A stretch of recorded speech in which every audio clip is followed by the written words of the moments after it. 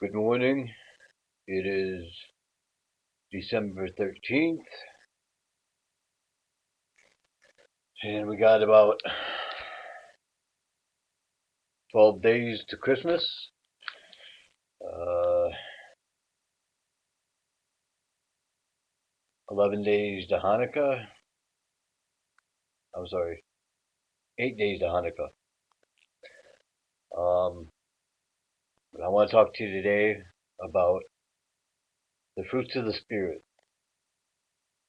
Now, Galatians 5, starting with verse 22, states,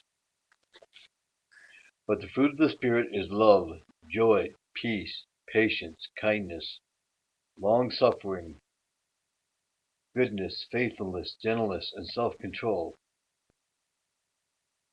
Against such there is no law. Those who belong to Christ Jesus have crucified the sinful nature with passions and desires. Since we live by the Spirit, let us keep in step with the Spirit." And the last verse, verse 26, 5:26, Galatians 5:26 says, "Let us not become conceited, provoking or envying each other."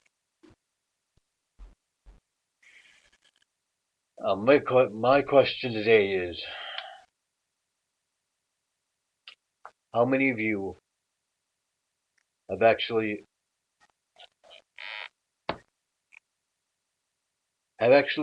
done or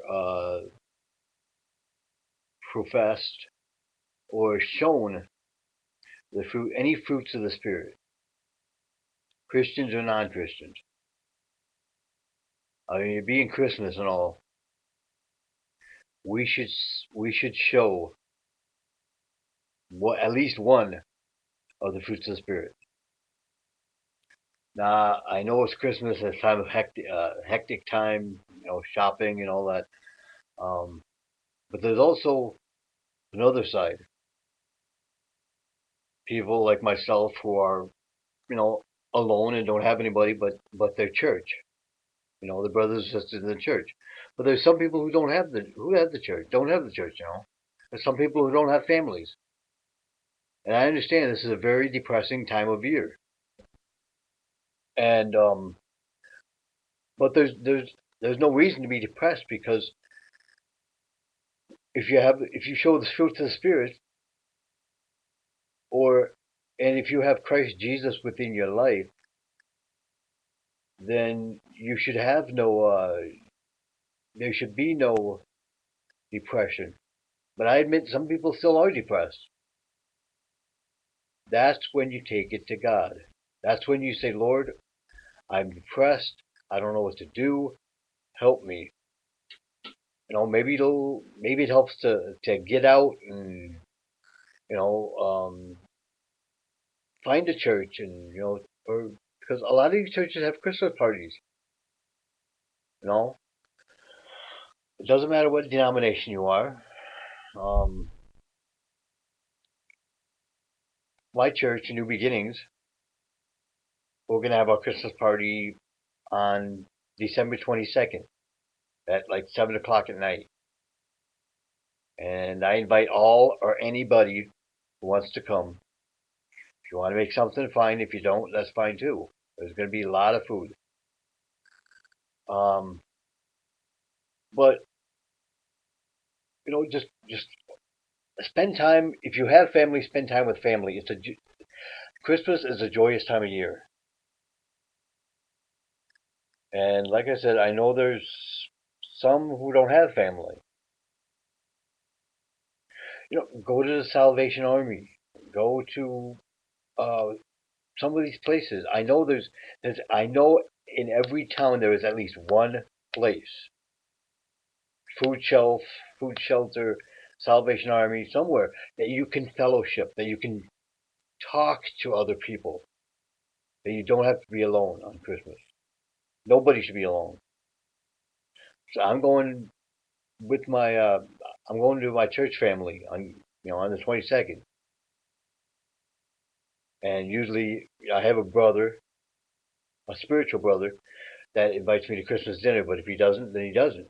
But usually he does. But what I'm saying is, the one thing we can do is celebrate the birth of Jesus Christ. Jesus Christ was born in Bethlehem in a manger. I mean, he was wrapped in swaddling clothing, which was basically rags. I mean, he wasn't born in no fancy hospital, no fancy mansion or anything. He was born amongst the animals. He was born in a manger on top of a pile of hay. Now, manger, I think I'm maybe I'm get this wrong, but manger is like I think where you put like the food for the animals, where they eat out of. But anyway, he went to the innkeeper. Joseph went to the innkeeper. He said, "I have no place for you to stay." Joseph was determined. I am not going to let my wife be. Uh, I'm not going to let my baby be born outside somewhere. Now, some versions say the innkeeper, some versions say his wife. Whichever it was, they said, "I have a stable. You stay in the stable. It's not very comfortable, but at least you'll be warm, and you'll be protected from the elements for a night." Because as everybody remembers, the reason it was so crowded is because Augustus Caesar had announced a census, so they had to go up and tell everybody who's in their family. And so Jesus Christ was born in a manger. I mean, you see so many babies, so many children that are abused in this country and in other countries. I mean, like I said, we did the Operation Christmas Child. We filled shoe boxes and we sent them all over the world. I mean, all over the world. And that shoebox is the only present that some of those kids will get. Now, when they open them, they see all this stuff. They see the Bible, they see the crayons, they see toys, they see whatever, and they are so happy. After it's over, we have like a video at my church.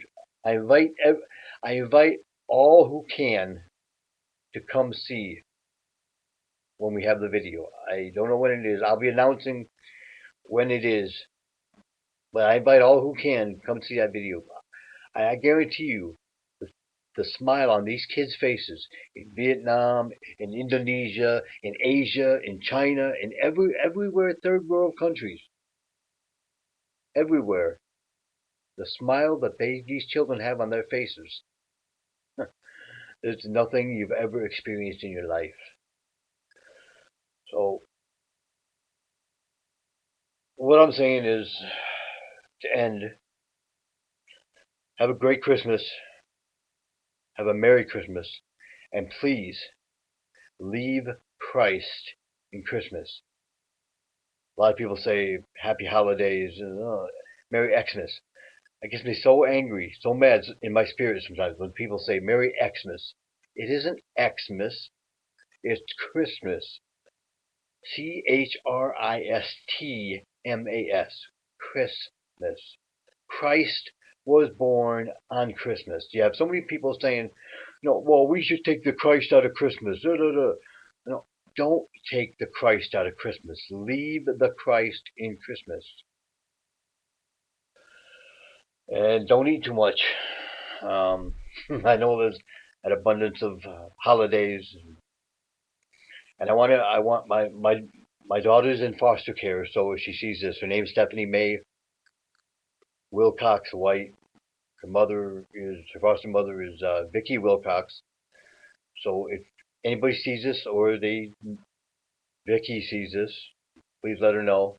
I want to wish her and her family a very Merry Christmas. And God bless you all. Have a wonderful day, and I will see you tomorrow.